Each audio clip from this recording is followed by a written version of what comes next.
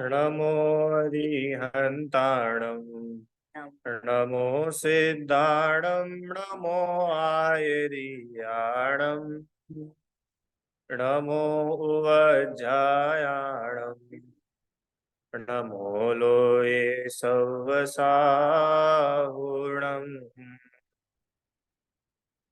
अरिहंत सिद्ध सूरी उपाध्याय साधु सर्व अर्थ के प्रकाशी मांगलिक उपकारी है।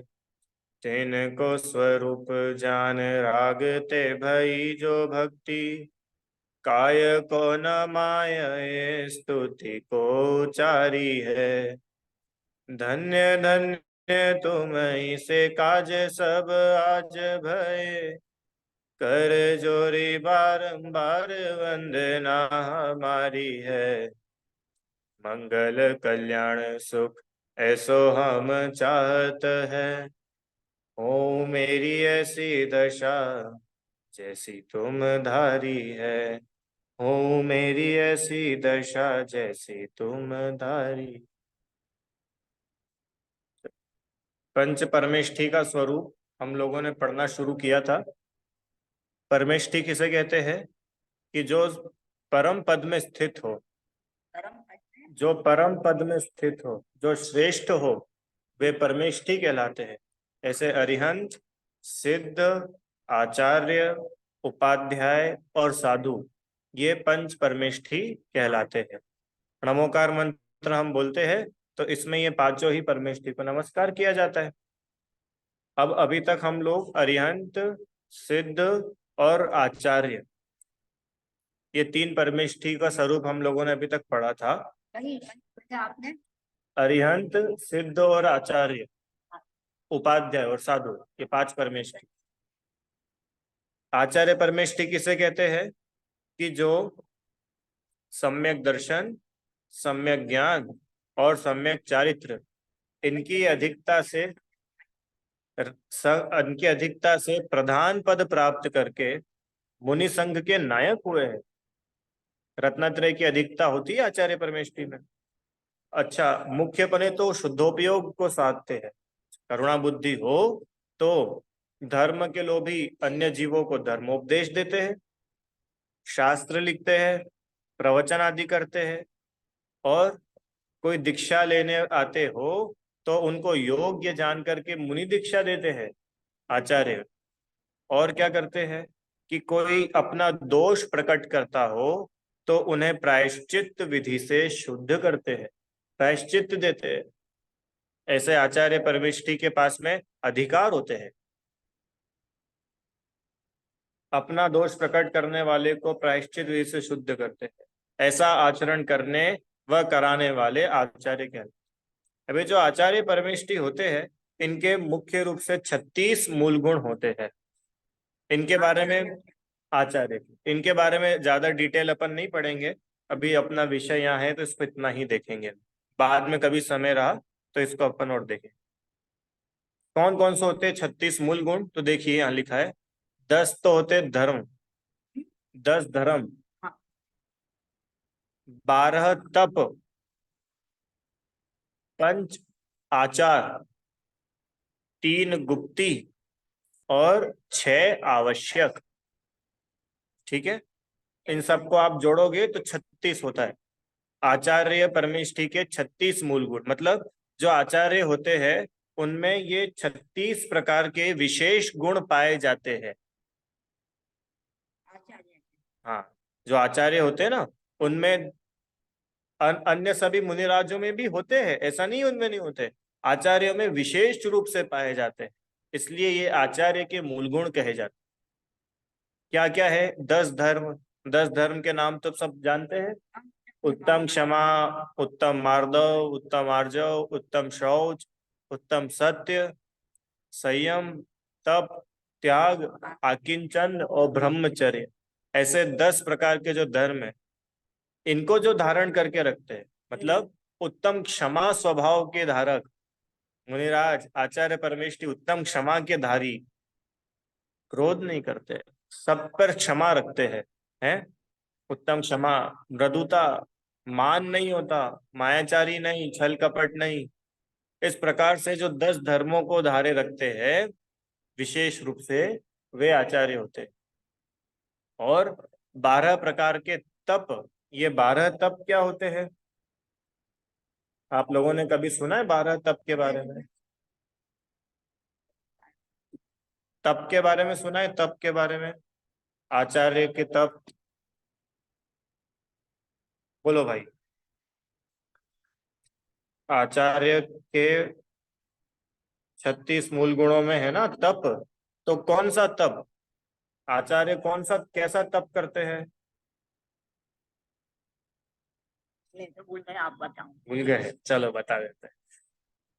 ये जो 12 प्रकार के तप होते हैं, इन तपों का ऐसा है कि 6 और 6, 6 होते हैं अंतरंग, 6 होते हैं बहिरंग। हाँ, बाहर का मतलब, अंतरंग मतलब आत्मा की परिणति, वो अंतरंग तप। और जो बाहरी आचरण होता है वो बहिरंग तप। समझ में आया कि नहीं? जो आत्मा की अंतरंग परिणति है वो तो कहलाता है अंतरंग तप, और जो बाह्य आचरण रूप में जो दिखता है वो कहलाता है बहिरंग तप। देखिए, इन ये कौन कौन से होते हैं, एक बार अपन उसको भी समझते हैं। आप लोग को स्क्रीन दिख रही है? आचार्य परमेष्ठी लिखा हुआ है, ठीक है। देखो, तप किसको बोलते हैं? कि जिनके द्वारा कर्मों का नाश किया जाता है वो तप कहलाता है। जिनके द्वारा कर्मों का नाश किया जाता है उसको तप बोलते हैं। अब गजब की बात यह है कि अपने को तपस्या के नाम पर क्या लगता है? क्यों, बोलो रीता आंटी, तपस्या के नाम पर क्या लगता है? उपवास, या बिल्कुल ऐसे बैठना आंख बंद करके, वही तो तपस्या मानते ना अपन। अरे वो तो सिर्फ एक प्रकार की है, उपवास तो खाली एक प्रकार की तपस्या है। ऐसे 12 प्रकार के तप होते हैं, और इन 12 ही प्रकार के तपों से कर्मों की निर्जरा होती है। 12 ही तपों से, 6 अंतरंग और 6 बहिरंग। अभी क्या क्या होते हैं देखो, यहाँ पे लिखा है। जो बाह्य द्रव्य के आलंबन से होता है और जो दूसरों को देखने में आता है वो तो कहलाता है बाह्य तप, बहिरंग। मतलब उसको दूसरा व्यक्ति भी देख सकता है। जैसे किसी ने उपवास किया तो वो किसी व्यक्ति को दिखता है ना। कोई धूप में खड़े हैं तो वो भी दिखता है बाहर वाले को कि अरे कितनी तपस्वी है, बड़ी बड़ी तपस्या करते हैं, 6 6 रस का त्याग किया हुआ है, जमीन पर सोते हैं, कितनी तपस्या है। क्यों? तो ये जो बहिरंग तप है ये तो सबके देखने में आता है। और अंतरंग तप, कि अंतरंग तप मतलब जो बाह्य द्रव्य की अपेक्षा नहीं रखता। इन अंतरंग तप को तपने के लिए कोई बाहर से कोई सामग्री की जरूरत नहीं है, वो तो अंतरंग से चलता है, वो तो आत्मा की परिणति उस रूप होती है। देखो क्या लिखा है, अंतरंग परिणामों की मुख्यता रहती है और स्वयं ही इनका संवेदन होता है। सामने वाला नहीं बता सकता कि आपको अंतरंग तप कैसा चल रहा है। आप अंतरंग तप, क्योंकि वो तो अंदर के परिणामों की स्थिति है ना। तो अपने अंदर के परिणाम तो अपन ही जानते हैं, तो दूसरा कैसे देख करके बता सकता है? तो अपन अपने अपन जानते हैं, तो नहीं जानेगा। अपने अंदर के कैसे दूसरा जानेगा? नहीं जाने। हाँ, बाहर के तो जानेगा, हाँ। अंदर के नहीं जान सकता। इधर चेहरा के ऊपर है ना। हाँ, अभी बताएंगे अंतरंग कौन कौन से होते हैं। देखो, बाह्य तप और अंतरंग तप दोनों 6 6 प्रकार के होते हैं। और ये जो पहले नंबर का तप है और जो 12वें नंबर का तप है, ये क्रम क्रम क्रम क्रम से ये तपों की वृद्धि का रूप है। मतलब पहले नंबर का तप सबसे 12 में देखो तो सबसे छोटा, और अंतिम 12वें नंबर का तप 12 में देखो तो सबसे उत्कृष्ट तप है। उसका नाम क्या है? है, बारहवां। 12वां पढ़ेंगे, अभी पहला पढ़ते हैं। देखो क्या लिखा है, पहला तप अनशन। इसका नमो जगे हाँ, यार। हाँ वही सब, वही सब। क्या? तो अनशन, अभी जो अपन बोल रहे थे ना उपवास करना, ये कहलाता है अनशन। आप लोगों ने अनशन शब्द सुना है कि नहीं? आज अन्ना हजारे आम मरण अनशन पर बैठे, आजकल तो नहीं बैठते हैं, थोड़े टाइम पहले बैठते थे। तो ये अनशन मतलब क्या होता है कि भाई अब खाने पीने का हमने त्याग कर दिया, तो उसको अपन अपनी भाषा में बोलते हैं उपवास। तो ये जो उपवास है ये तो सबसे प्राइमरी, सबसे पहले स्टेज का तप है, पहले नंबर का है, और अपन इसी को सब कुछ माने बैठ जाते हैं। क्यों? कोई उपवास करता हो तो, या किसी का कोई उपवास करने वाला हो तो अपन क्या सोचते, बहुत बड़े तपस्वी है, बहुत महान तपस्वी है। अरे हाँ वो है बहुत अच्छे, पर उपवास एक ही तप नहीं होता, ऐसे 12 प्रकार के तप होते हैं। अरे तो सुना, ये आचार्य परमेष्ठी के गुण है ये, ऐसे 12 तपों को तपते हैं। अनशन समझ में आया आप सभी को? अनशन मतलब कि प्राणी संयम और इंद्रिय संयम की सिद्धि के लिए, कर्मों की निर्जरा के लिए अनशन तप किया जाता है, उपवास आदि करना। दूसरा अवमौदर्य। अब देखो, उपवास करना तो सरल है, और अवमौदर्य, अवमौदर्य मतलब भूख से कम खाना। हाँ, पहले वाला तो क्या था मनोरमा आंटी, कि हमने कुछ खाया ही नहीं, हमने तो कुछ भी नहीं खाया। अब दूसरे नंबर पे क्या है कि खाया तो सही, पर भरपेट नहीं खाया। अब इसमें ताकत ज्यादा लगेगी। देखो, कुछ भी नहीं खाना है तो उस दिन तो उपवास ही है, तो सारी बात ही खत्म हो गई। पर अब सामने भोजन है, श्रावक आपको सब दे रहे हैं हाथ पे, और फिर भी हम भरपेट भोजन ना करें, और आधा ही पेट भरे और चल करके वापस आ जाए, इसमें तपस्या है। मतलब पूरा पेट नहीं भरे, हाँ, आधा ही पेट भरे, भूख से कम भोजन करे, और मुनिराज वापस लौट करके आ जाए।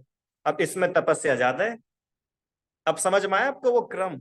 पहले नंबर से लेके दूसरे नंबर में अधिक तपस्या है। रीता आंटी, उनोदर, अवमौदर्य भी बोलते हैं इसको। क्या लिखा है? भूख से कम खाना। से कम। भूख से कम खाना, ये तपस्या है। एक मन मन मार के खाता है, और एक अपने इच्छा से छोड़ता है, इसमें फर्क नहीं है। है ना? ये बोल रहे मन मार के खाना और अपनी इच्छा से छोड़ना। वो मन मार के खाना कोई तपस्या नहीं है, वो तो संक्लेशता है। जैसे भैया, अब कोई कोई लोग ऐसे भी होते हैं, क्यों बनाया कि आज मम्मी ने हमारी पसंद का खाना नहीं बनाया, तो हमने भरपेट खाना नहीं खाया। ऐसे तो मैं 3 रोटी खाता हूँ, पर अब आज खाना अच्छा नहीं बना, तब मैं तो भाई अपन 1 रोटी खा के उठ गए। तो अपने को तपस्या का कुछ लाभ मिला कि नहीं मिला? कोई कर्मों की निर्जरा हुई कि नहीं हुई? नहीं हुई। क्यों? क्योंकि अपन ने तो कषाय करी, कषाय करी। खाने की इच्छा जो चीज मिली नहीं। हाँ, उसकी इच्छा तो थी खाने की, और उसको मिला नहीं। और इधर क्या है कि देने वाले तो सब कुछ है, पर हमको लेना ही नहीं है। वो ये तो तपस्या है। क्या- समझ में आया? ऐसे ही उपवास में भी भूखे रहने का नाम उपवास नहीं है। देखो वहां लिखा है प्राणी और इंद्रिय संयम, संयम की लक्ष्य से जो आहार आदि का त्याग किया जाता है, उपवास। उप मतलब होता है समीप में, अपने आत्मा के समीप रहना, इसका नाम है उपवास। ये उपवास है। हाँ, भूखे रहने का नाम उपवास नहीं है, उसका नाम तो लंघन है। अरे भूखे तो ये जानवर भी रह रहे थे, तो क्या इनको उपवास का पुण्य लगता होगा क्या? क्यों रीता आंटी, क्या लगता है? ये भिखारी होते हैं, गरीब लोग होते हैं, मांगते हैं जा जा करके, कितने इनकी तो बड़ी निर्जरा होती होगी, खूब तपस्या चलती है इनकी। कि भाई साहब, भूखे रहने का नाम उपवास नहीं है। आत्म कल्याण के लक्ष्य से, कषायों को जीतने के लक्ष्य से, इंद्रिय और प्राणी संयम के लक्ष्य से जो 4 प्रकार के आहार का त्याग किया जाता है, उसको उपवास बोलते हैं। अब सब लोग अपना अपना चेक करना, किस किसने आज तक कितने कितने उपवास किए। कि क्या बात कर रहे हो, हमारे पास तो रिकॉर्ड है पूरा। क्यों? कि वो रिकॉर्ड तो भूखे रहने का है कि उपवास करने का है, एक बार चेक तो करना अपना अपना। दूसरों का मत करने चले जाना, अपना करना। चलो, दो समझ में आए, उपवास, अनशन और अवमौदर्य, भूख से कम खाना। अब तीसरे नंबर का तो और गजब की तपस्या है। क्या है? वृत्ति परिसंख्यान। तीसरे नंबर पे क्या है? वृत्ति परिसंख्यान। मतलब जब मुनि आहार के लिए जाते हैं, तब मन में संकल्प लेकर के जाते हैं, कि जिसे आप लोग विधि कहते हैं, अपन कहते हैं ना महाराज जी आखड़ी लेकर के गए, आखड़ी बोलते उसको, आखड़ी, जो आ खड़ी हो जाए। विकल्प आया, क्या विकल्प आया? कि भाई कोई बैल के सिंग में गुड़ लगा होगा तो आहार लेने के लिए जाएंगे, नहीं तो नहीं जाएंगे। ऐसे ऐसे भी लेते मुनिराज, आप पढ़ो प्रथमान योग में कितने सारे मिलते हैं। चंदन बाला महावीर स्वामी का हार कैसा हुआ था? पैरों में बेड़ी बंधी हो, सिर मुड़ा हुआ हो और आंखों में अश्रु हो तो उसके हार लेंगे। बताओ कितनी अटपटी विधि थी। और बताए कल बताया था ना। फिर ऐसी तपस्या है, अनोखी तपस्या। अनुअंतरंग से छूटे, हाँ, बाहर से नहीं, लोग जो नहीं बताने देखो, के लिए वो ये जो बहिरंग होते हैं ना, ये बहिरंग भी अंतरंग पूर्वक ही होते हैं। ऐसा नहीं है कि आप बाहर बाहर से छोड़ो। अंदर में कषाय कम होती है तो बाहर में तपस्या दिखती है, होती है। अंदर में कषाय तो वैसी की वैसी बैठी हुई है, और बाहर में आप करो तो वो की तपस्या थोड़ी, वो तो मान कषाय है। फिर तो वो क्या लगता है कि दिखावा, हम लोगों को दिखाएंगे कि हम कितनी अटपटी विधि लेते हैं। तो ये तो मान कषाय, गलत। चौथा नंबर, रस परित्याग। अभी ये और कठिन है, कठिन मतलब उनकी अपेक्षा और बड़ी तपस्या है। क्या तपस्या है इसमें रीता कि जीवित संज्ञा। घी, दूध, दही, नमक, तेल, शक्कर, ये 6 रस होते हैं ना। इन 6 रसों में से एक अथवा दो अथवा तीन अथवा चार, पांच या 6 ही रसों का त्याग करके भोजन करना। समझ रहे हो आप? अब इसमें क्या है? अरे इसमें क्या है? मिठाई खानी है और बिना शक्कर की, नमकीन खाना है और बिना नमक का। रीता आंटी, कल करके देखना आप ऐसा घर वालों के साथ। कैसा लगता है? अपने को कोई भोजन परोस दे, दाल रोटी सब्जी सब, और नमक नहीं डले उसमें, सिर्फ नमक। क्या है नमक, कितनी सस्ती चीज है, जरा सा सफेद पाउडर ही तो है। मत डालो एक दिन, कि जिस दिन नमक नहीं रहता है ना, उस दिन नमक की कीमत पता चलती है। कीमत पता चलती जिस दिन नमक भोजन में ना हो, तो स्वाद में लगता है कि नहीं। तो मुनिराज ऐसे रस का त्याग करते हैं। अब ये कितना कठिन है। मतलब एक तो हम भोजन कर भी रहे, और भूख से कम भी नहीं कर रहे, और रस छोड़ करके कर रहे। वो ऐसा सब नहीं तो है, नहीं करते। ऐसा नहीं है। कोई कोई लोग तो नकली रसी करते हैं। कैसी नकली रसी करते हैं मालूम पड़ गया? कि देखो भाई आज रविवार का दिन, तो आज क्या नहीं खाएंगे? नमक नहीं खाएंगे। संदीप भैया, आज रविवार है, आज अपने को नमक नहीं खाना है। तो फिर क्या बनाओ? कि खीर पूड़ी। क्यों? खीर पूड़ी बना लो, तो नमक है कि नहीं है पता ही नहीं चलेगा। क्यों? रस त्याग का रस त्याग भी हो गया, और पुण्य का पुण्य भी मिल गया, और पता भी नहीं चला नमक का स्वाद। कि इसका नाम तपस्या नहीं है, इसका नाम तो मायाचारी है। आप ठग रहे हो। हाँ, इससे तो तुम 6 रस भरपेट भोजन कर लेते वो अच्छा था, कम से कम तुम ठग तो नहीं रहे थे किसी को। अभी तो तुमने ठगाई शुरू कर दी है। अरे आप लोगों को समझ में आ रहा है कि नहीं आ रहा है? आ रहा है ना? ऐसा नहीं बना करना। बोले आप। अरे किसी चीज का त्याग किया ना, तो जैसे किसी रस का त्याग किया, तो वो वस्तु जिस चीज में डलती है उसको सेवन करना चाहिए। तो अपने को पता चलेगा कि अपनी अंतरंग से विरक्ति है कि नहीं है। हाँ, मान के चलो शक्कर का त्याग किया, शक्कर का त्याग किया, तो अब दूध मत छोड़ो। आज आज बिना शक्कर का दूध पी करके देखो, तो अपने को अंदर अपनी चेक कर सकते हैं, अपन अपना आकलन कर सकते हैं कि हम शक्कर से कितने जुड़े हुए हैं, हमारा राग कितना तीव्र है। पकड़ मारी कि नहीं बात? हमारी अरे करी हुई मैं तेल अपनी हो रही है। कोई बात नहीं। देखो एक आपको एक बहुत अच्छी बात सुनाता हूँ। रसी रसी हर कोई कहे, रसी न जाने कोई, अरस तत्व को जाने बिना रसी कहाँ से होए। क्या बोला? हर कोई बोलता है अरे आज रसी आज रसी। सोमवार को क्या छूटता है मेरे को? हरी। मंगलवार को, मंगलवार को मीठा। क्यों? अच्छा अगर मैंने मंगलवार को मीठे की जगह नमक छोड़ दिया तो क्या होगा? ये छूटा हुआ था। अभी आप समझ रहे हो, ये 6 दिन में 6 रस तो खाली व्यवस्था के लिए बांटे हैं। तो ये ऐसा नहीं है कि रविवार को नमक कंपलसरी हो और सोमवार को, वो तो एक ये कि अपना एक शेड्यूल बना रहे, उसकी बात है। और देखो क्या है, जो लोग रस का त्याग करते हैं ना, थोड़े टाइम में तो उनको वैसा भोजन करने की आदत हो जाती है, आदत हो जाती है। जैसे डॉक्टर ने शक्कर खाने को मना करी, तो अब उसको फीका दूध, बिना शक्कर की चाय वो पीने की आदत हो जाती है। क्यों संदीप? क्या शुरू शुरू में तो लगता है थोड़ा अजीब, फिर तो आदत हो जाती है उसको। तो इसके लिए बोल रहे कि अपने अंतरंग परिणति अपने को चेक करनी चाहिए, अंतरंग से विरक्ति हुई कि नहीं। इसका नाम है रस परित्याग।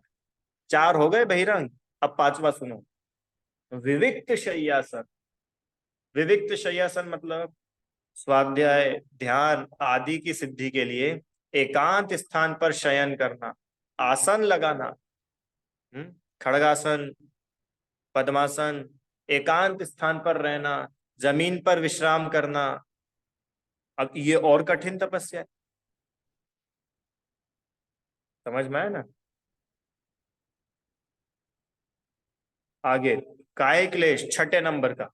काय क्लेश नाम से समझ में आ रहा है, काय मतलब क्या होता है? आए माने शरीर, और क्लेश मतलब कष्ट पहुंचाना, शरीर को कष्ट पहुंचाना। तो शरीर को कष्ट पहुंचाना ये तो बड़ी बुरी बात है। कि सुनो क्या लिखा है, शरीर को कष्ट पहुंचाना नहीं, शरीर को सुख मिले ऐसी भावना को त्यागना। 2 बातें। शरीर को कष्ट पहुंचाना तो वो तो क्या है कि ये बढ़िया बताया, हम एक चाकू लेके आए और हमने हमारी उंगली काट दी, ये हो गया काय क्लेश। इसका नाम नहीं है, क्या बोल रहे हो, देखो वहां क्या लिखा है, शरीर को सुख मिले, शरीर को खूब सुविधाएं मिले, बढ़िया एसी कूलर पंखा डल्लब के गद्दे मिले, ऐसी भावना का त्याग करना, ये काय क्लेश। बड़ी गर्मी हो रही है, अब एसी की हवा मिल जाए, कूलर पंखा मिल जाए कि नहीं, गर्मी है, अब है तो है, अब हम धूप में ही रहेंगे। इसका नाम है काय क्लेश। ऐसा नहीं कि ट्रेन जा रही थी और ट्रेन के सामने जाके कूद गए, काय क्लेश करना था भैया हमको। अरे इसका नाम आत्महत्या है, काय क्लेश नहीं है।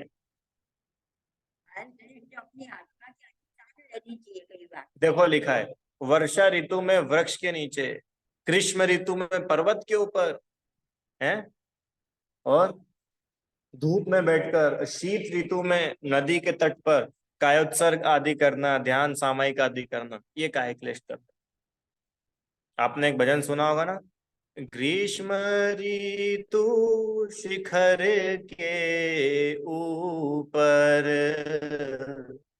वे तो मगन रहे ध्यानन में, ऐसे मुनिवर देखे वन में, जाके राग द्वेष नहीं तन।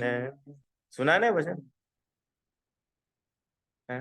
बारिश का समय हो और पेड़ के नीचे बैठ जाए, बारिश से बचने के लिए नहीं, अब वो ये चेक करने के लिए कि इस शरीर में हमारा कितना अपनापन है।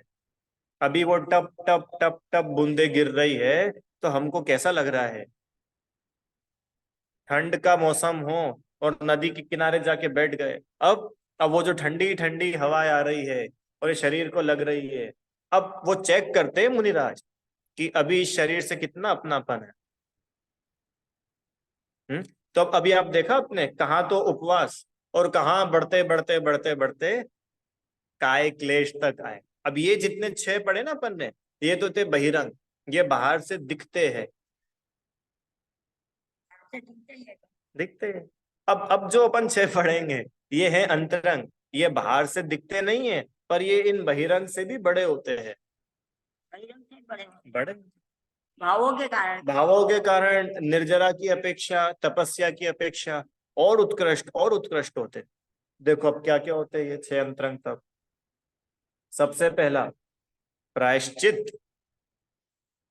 प्रायश्चित मतलब प्रमादजन्य दोष का परिहार करना प्रायश्चित है। अब ये और कठिन है, अपने से गलती हो जाए और गुरु के सामने जाकर के सब बातें बता देना। ये कठिन काम है, ये हर किसी के बस की बात नहीं है, इतना निश्चल होना। बता दे हाँ, चीजें होते ना। बताते हो तो बता, वही तो बोल रहे, बताना चाहिए, ये तपस्या है। बता नहीं। अपने से कोई गलती हो जाए, सुन रहे हो नीरल, अनाया, अपने से कोई गलती हो जाए और छुपाना नहीं और बता देना, ये तपस्या है। अरे छुपा तो हर कोई देता है, उसमें दम क्या है? देखा होगा आपने मुनिराज को, तो वो प्रायश्चित लेते, वो प्रायश्चित करते, हमसे ऐसी गलती हो गई, आज हम आहार करने के लिए गए थे और हमको आम का रस बड़ा स्वादिष्ट लग रहा था, तो आचार्य उनको प्रायश्चित देते हैं। अपनी गलती किसी के सामने कह देना, गुरु के सामने कह देना, इसमें बड़ा कलेजा चाहिए। तो इसमें ये घंटे की गलती मानने के सकती है। हाँ, वो तो अपन बोल रहे गलती को गलती मानने में क्या तकलीफ है, पर जो जिसकी गलती हुई हो उससे पूछो, क्योंकि उसको पता है ना अब डांट पड़ेगी, आचार्य दंड देंगे। घंटे तो नहीं है। दंड तो देंगे। अब जिसको अपना आत्म कल्याण करना हो वो कभी गुरु से कोई बात नहीं छुपाता, हाँ। और जिसको आत्म कल्याण नहीं करना हो, जिसको सिर्फ ख्याति लाभ की इच्छा हो, वो अपनी बातें छुपाता है, बातें छुपाता है। चलो अगली बात, समझ में आया प्रायश्चित। अब विनय, विनय किसको बोला? मोक्ष के साधन भूत सम्यक ज्ञान आदि तथा उनके साधन गुरु आदि में योग्य रीति से सत्कार आदि करना, विनय।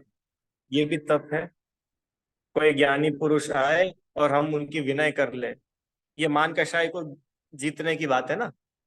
अब ये अंतरंग कषाय पर काम चल रहा है सारा, इसलिए उत्तर उत्तर ये तप और उत्कृष्ट है, और उत्कृष्ट है। तीसरा वैयावृत्ति, शरीर व अनेक प्राकृतिक वस्तुओं से मुनियों व त्यागियों की सेवा करना, उन पर आई हुई आपत्ति को दूर करना, उन पर आपत्ति नहीं डालना, उनके आज्ञा में रहना, ये वैयावृत्ति नाम का तप। अब सुनो आगे, स्वाध्याय। स्वाध्याय कौन सा नंबर पाया? 9वें नंबर पे। 9वां नंबर आ गया ना, 6 पहले के और 3 ये प्रायश्चित, विनय, वैयावृत्ति, अब स्वाध्याय 10वें नंबर पाया। सोच रो, स्वाध्याय मतलब कि ये अपन जो पढ़ते हैं ये स्वाध्याय?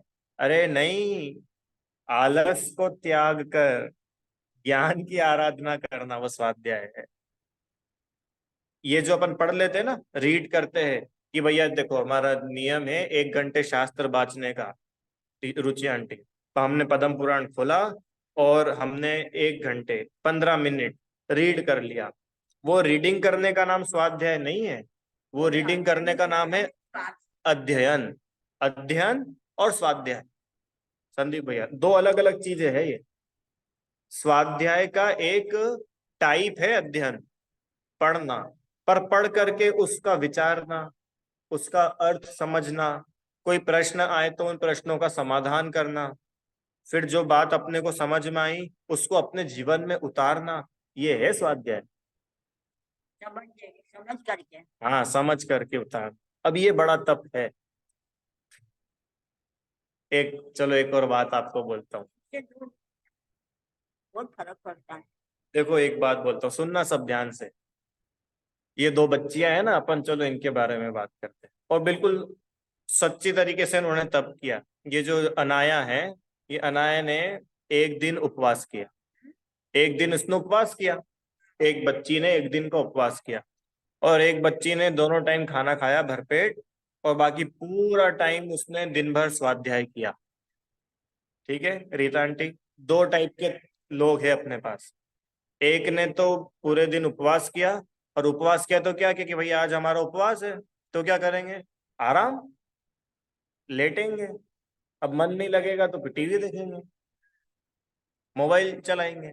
और दूसरे ने क्या करा कि दूसरे ने 2 टाइम भरपेट भोजन करा और बाकी पूरा दिन स्वाध्याय किया। अब बताओ दोनों में बड़ा तपस्वी कौन है? जो स्वाध्याय करे वो बड़ा है।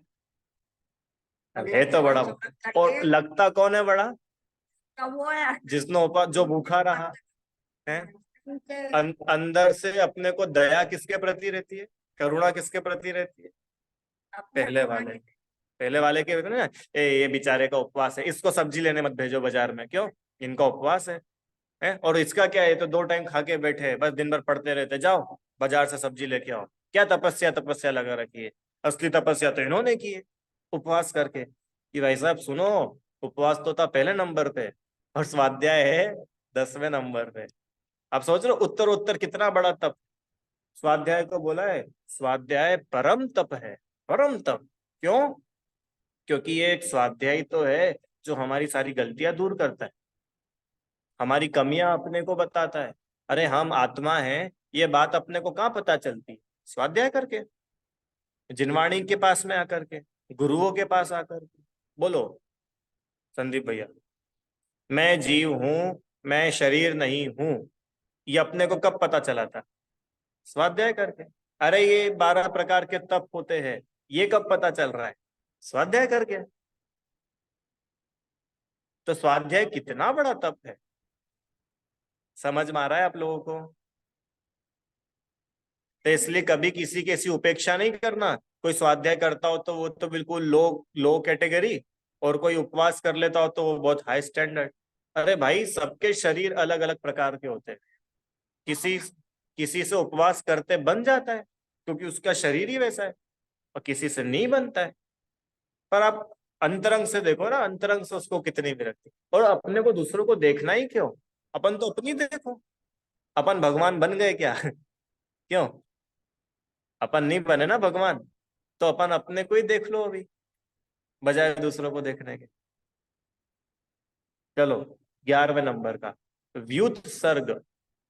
व्युत्सर्ग मतलब अहंकार ममकार रूप संकल्प का त्याग करना, बाह्य अभ्यंतर परिग्रह का त्याग करना, समस्त प्रकार के परिग्रह आदि का त्याग करना, वो व्युत्सर्ग नाम का तप है। और अंतिम उत्कृष्ट ध्यान। ध्यान का फल मोक्ष। ज्ञान का बल। ध्यान का फल मोक्ष है।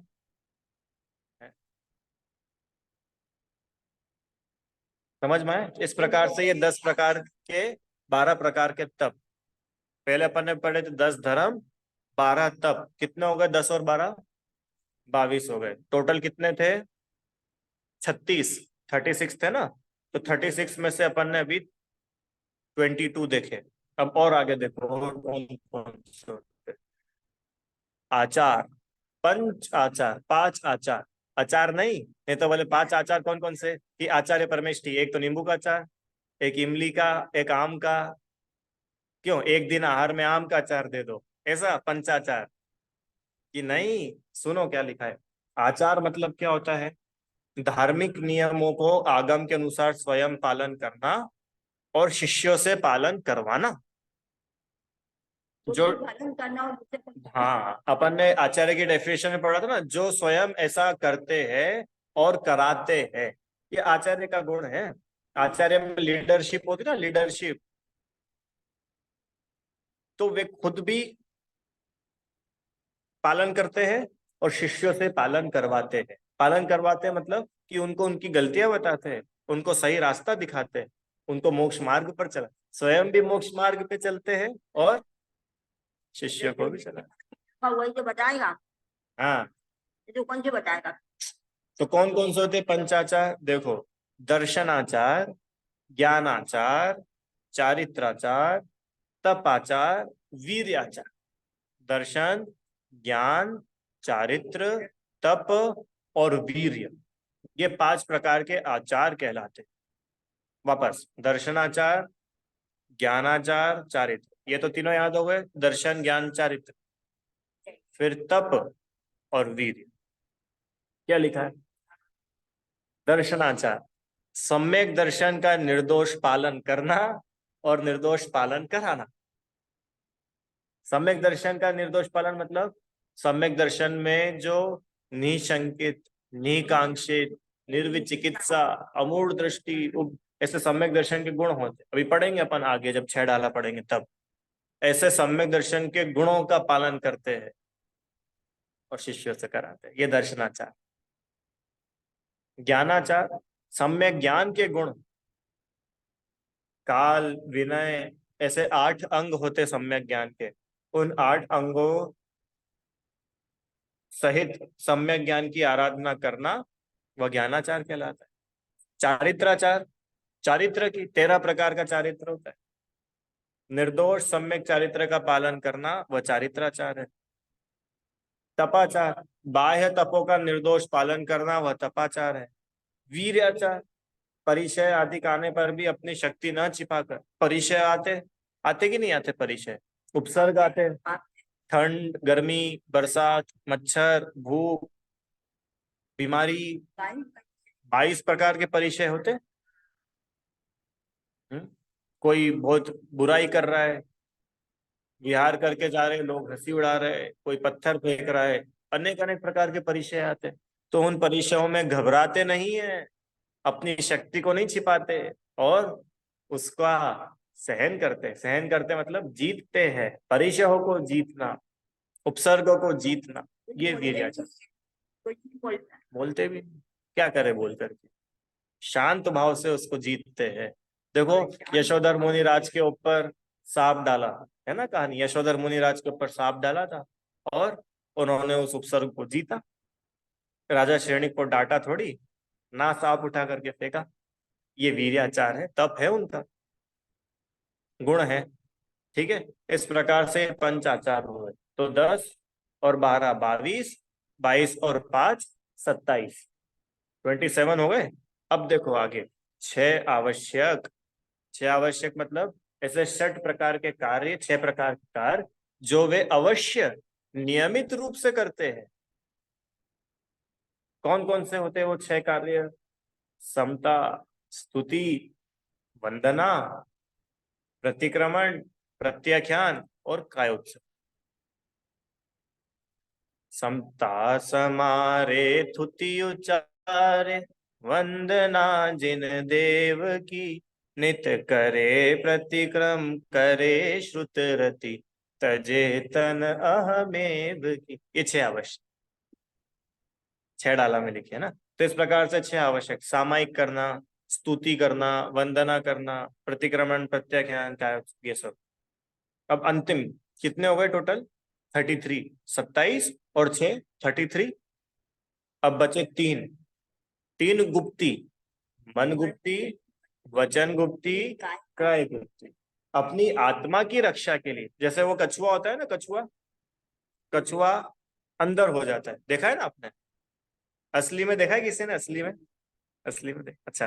वो कछुआ होता है तो कछुआ अपनी रक्षा करने के लिए क्या करता है? गुप्त हो जाता है, अंदर अपनी गर्दन अंदर करके गुप्त हो जाता है। ऐसे ही अपनी आत्मा की रक्षा करने के लिए 3 प्रकार से छुपना, मन गुप्ती, वचन गुप्ती, काय गुप्ती।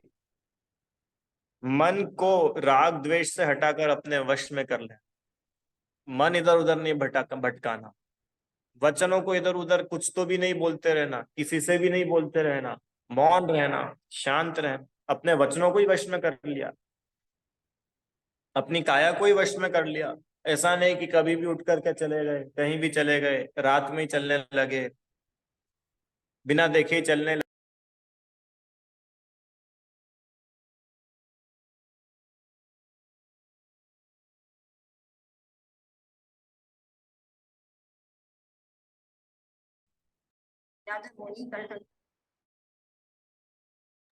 ये सब जो है ये मुनि की बात चल रही है, श्रावक की नहीं। पूछ रही हाँ, जवाब कहिए। नहीं मुनि का, और उसमें भी आचार्य परमेष्ठी की मुख्यता से बताए। तो ऐसे जो 36 गुणों के धारी होते हैं वे आचार्य परमेष्ठी कहलाते हैं। अब देखो ये जो 36 अपन ने बताया ना, तो ये जरूरी नहीं है कि 36 उनमें हर टाइम हो ही सही। अब जैसे 12 प्रकार के तप है, तो 12 प्रकार के तप मुनिराज डेली करे ऐसा कोई जरूरी नहीं है। अरे किसी दिन अगर अनशन करा या किसी दिन मान लो भूख से कम खाया, तो उस दिन अनशन नहीं होगा। अरे एक ही चीज हो सकती है ना, या तो उपवास होगा या भूख से कम खाएंगे। तो जरूरी नहीं है कि 12 ही प्रकार के तप वे रोज रोज करे, कंपलसरी भी नहीं। पता है मुनिराज के लिए कोई कंपलसरी नहीं कि कोई आखिरी लेकर के सोच करके निकले, ऐसे भी निकल जाते। क्या ऐसे ही निकल? निकलते थे ना। हाँ, अगर उनके ज्ञान होगा तो वही चल जाएगा। ऐसा नहीं कि भैया इतने कलश हो हाँ, या इतनी थाली हो, इतने फल हो, इतनी लौंग हो, जरूरी नहीं है, ऐसे ही निकल वो जाते ऐसे थे। ही निकल और जाए। कभी कभी ऐसी आंकड़ी ले भी लेते कि ये मिलेगा तो ही जाएंगे, अमुक वस्तु मिलेगी तो ही जाएंगे। तो इस प्रकार से अलग अलग प्रकार के तप होते हैं, और इन तपों को जो तपते हैं, ऐसी जो तपस्या करते हैं, वे पूज्य महान आचार्य परमेष्ठी होते हैं। जैसे कोई जरूरी नहीं है कि आंकड़े छूट जाए, हाँ, ऐसा जरूरी नहीं आखिरी, तो जहाँ जाना होगा चल जाएंगे। जा जाना हो चल जाए। ठीक है, चलो। अब आज उपाध्याय साधु, आओ आओ। आप उपाध्याय, बैठोगे अभी तक? नहीं मैं भी निकलूं। चलो, उपाध्याय किसको बोलते हैं? जो बहुत जैन शास्त्रों के ज्ञाता होकर संघ में पठन पाठन के अधिकारी। आचार्य को समझ में आया था, आचार्य का जॉब क्या थी? कि वे रत्नत्रय की अधिकता से संघ में प्रधान पद प्राप्त किया है, तो वो संघ के लीडर है, संघ का संचालन करते हैं, उनमें ये जिम्मेदारी है। अब उपाध्याय परमेष्ठी का क्या रोल है? उपाध्याय परमेष्ठी का रोल यह है कि वे बहुत से शास्त्रों के ज्ञाता है। चारों अनुयोगों में, प्रथमानुयोग हो, चाहे करणानुयोग, चाहे द्रव्यानुयोग, चाहे चरणा, चारों अनुयोगों में अनेक अनेक शास्त्रों को जानते हैं, शास्त्रों को पढ़ते हैं और पढ़ाते भी है। ऐसे जो विशेष ज्ञान के धारी होते हैं, उनको संघ में ऐसी जिम्मेदारी दी जाती है। क्या जिम्मेदारी दी जाती है? कि अब आप बुद्धिजीवी है, आप इतने शास्त्रों को जानते हैं, तो अब आप पढ़े, और जो संघ में दूसरे भी मुनिराज है, अब उनको पढ़ाइए।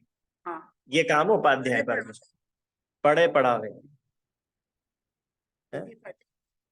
संघ में पठन पाठन के अधिकारी हो, पठन मतलब पढ़ना, पाठन मतलब पढ़ाना, अधिकारी मतलब उनके ऊपर ये जिम्मेदारी है, ये उनके ऊपर रिस्पॉन्सिबिलिटी है, ये उपाध्याय परमेष्ठी। अब जैसे क्या होता है कि बड़ा संघ हो, मानो अभी अपन ने उस दिन देखा था ना, 5,000-5,000 मुनिराज का संघ, 700-700 मुनिराज का संघ। अब कोई मुनिराज को कोई डाउट हो, कोई क्वेश्चन हो, तो कहाँ तक आचार्य सबके डाउट सॉल्व करेंगे? आचार्य कहाँ तक किसी की समस्या सॉल्व करेंगे? तो क्या करते हैं कि जो जानकार होते हैं, शास्त्रों को जिन्होंने अच्छे से पढ़ा है, उनको उपाध्याय पद देते हैं। मतलब कि भाई अब जितना भी पढ़ाई लिखाई की जिम्मेदारी है, वो सब उपाध्याय महाराज की है, आप उनसे पढ़ना। जैसे स्कूल में होता है ना, प्रिंसिपल होते हैं तो टीचर होते हैं, प्राचार्य होते हैं और अध्यापक होते हैं। तो प्राचार्य सारी कक्षाओं में जा जा करके पढ़ाते हैं क्या? और क्यों? बच्चों को कोई प्रॉब्लम हो तो सीधे प्रिंसिपल के पास जाते हैं क्या? कि ऐसे अगर प्रिंसिपल के पास एक एक बच्चा जाने लगेगा, तो प्रिंसिपल क्या करेगा? वो तो चक्कर आ जाएगा। तो क्या करा उन्होंने कि टीचर्स, वो टीचर्स सब बच्चों को ध्यान रखेंगे। ऐसे ही उपाध्याय परमेष्ठी का क्या काम है कि वे संघ में पठन पाठन का कार्य देखते हैं। संघ में पढ़ाई क्या चलनी है, क्या पढ़ाना है, न्याय पढ़ाना है, द्रव्यानुयोग चलाना है। इस प्रकार से संघ में जो पठन पाठन का कार्य देखते हैं, मुख्यपने तो शुद्धोपयोग को ही साधते हैं। जैसे आचार्य भी मुख्यपने तो अपने आत्म कल्याण में तत्पर रहते हैं, पर उनके ऊपर ये एक जिम्मेदारी है कि वे शास्त्रों को पढ़ते भी है और दूसरों मुनिराजों को अथवा अन्य जीवों को पढ़ाते हैं। वे उपाध्याय कहलाते हैं। जो बहुत जैन शास्त्रों के ज्ञाता होकर संघ में पठन पाठन के अधिकारी हुए हैं, जो समस्त शास्त्रों का सार, मुख्यपने शुद्धोपयोग को साथ। सभी शास्त्रों का सार क्या है? सभी शास्त्रों का सार, सार मतलब समझते हो ना, निचोड़। हाँ, क्या है सभी शास्त्रों का सार? क्या है? शुद्धोपयोग, शुद्धोपयोग। सभी शास्त्रों, ठीक है ना। भगवान बनना, ये सभी शास्त्रों का सार है। मैं आत्मा हूं ऐसा निर्णय करना, मैं जीव हूं, मेरा सुख मुझसे है, पर से नहीं है, मैं कभी मरता नहीं हूं, ये सभी शास्त्रों का सार है। तो ऐसा सभी शास्त्रों का सार जिन्होंने स्वयं जाना है, मुख्यपने शुद्धोपयोग को साधते हैं, और वो जो जितने शास्त्र है, उन शास्त्रों को वे खुद भी पढ़ते हैं और औरों को पढ़ाते भी है, वे उपाध्याय है। ये मुख्यतः द्वादशांग के पाठी, द्वादशांग मतलब संपूर्ण जिनवाणी, संपूर्ण जिनवाणी के पाठी होते हैं। अब प्रश्न कि भाई अभी तो द्वादशांग उपलब्ध ही नहीं है, क्यों? द्वादशांग तो बहुत विस्तृत है, बहुत विशाल है, अभी तो इतना उपलब्ध है ही नहीं अपने पास में। फिर अभी जो उपाध्याय होंगे, कभी होते तो वो, कि उपाध्याय से मतलब ये समझना कि जो शास्त्रों का सार जानते हैं। समझ में आया ना? अब वो सार उन्होंने जान लिया, अब जितने शास्त्र अवेलेबल है उन शास्त्रों को वे स्वयं पढ़ते और पढ़ाते। ये उपाध्याय परमेष्ठी का पढ़े पढ़ा है। पढ़े पढ़ा। उपाध्याय परमेष्ठी के 25 मूल गुण होते हैं। कैसे होते हैं 25 मूल गुण? 11 अंग और 14 पूर्व, ऐसे 11 और 14 25। ठीक है। आचार्य के 36, उपाध्याय के 25 और अरिहंत के 46, 46। भूल गए क्या भैया इतने दिनों में? 46। और सिद्ध के 8। ठीक है। चलो अब आप सब लोगों के लिए एक होमवर्क है, बहुत दिन हो गए ना, होमवर्क तो बनता है। होमवर्क ये है कि आप में से जो जो लोग पूजा करते हो, वैसे तो सभी करते हैं, और नहीं करते हो तो करनी चाहिए। तो कल आप लोग जब पूजन के लिए मंदिर जाए तो आप लोग पंच परमेष्ठी की पूजन करना। सब जिनवाणी में मिलती है ना पंच परमेष्ठी की पूजन। तो अब आप जब वो पूजन करोगे, आप अब जब जयमाला आप पढ़ोगे तो आपको ये सारी की सारी बात उसमें लिखी मिलेगी। पंच परमेष्ठी की पूजन पढ़ना आप। रुचि आंटी, कल जाओगे मंदिर पूजा करने, पंच परमेष्ठी पूजन करना, तो आपको ये सब बातें दिखेंगी उसमें लिखी। आचार्य, उपाध्याय, अरिहंत, सिद्ध, सब। ठीक है। तो इस प्रकार से अपन ने उपाध्याय परमेष्ठी का स्वरूप पढ़ा। कल अपन साधु परमेष्ठी का स्वरूप पढ़ेंगे। मुनिराज कैसे होते हैं, क्या करते हैं, क्या क्या उनके कार्य है। चल, हो गया। कोई प्रश्न है किसी का? चलो। हे जिनवाणी भारती तो ही जपो दिन रैन, जो तेरी शरण आ गए सो पावे सुख चैन, जा वाणी के ज्ञान से सुझे लोकालो। तो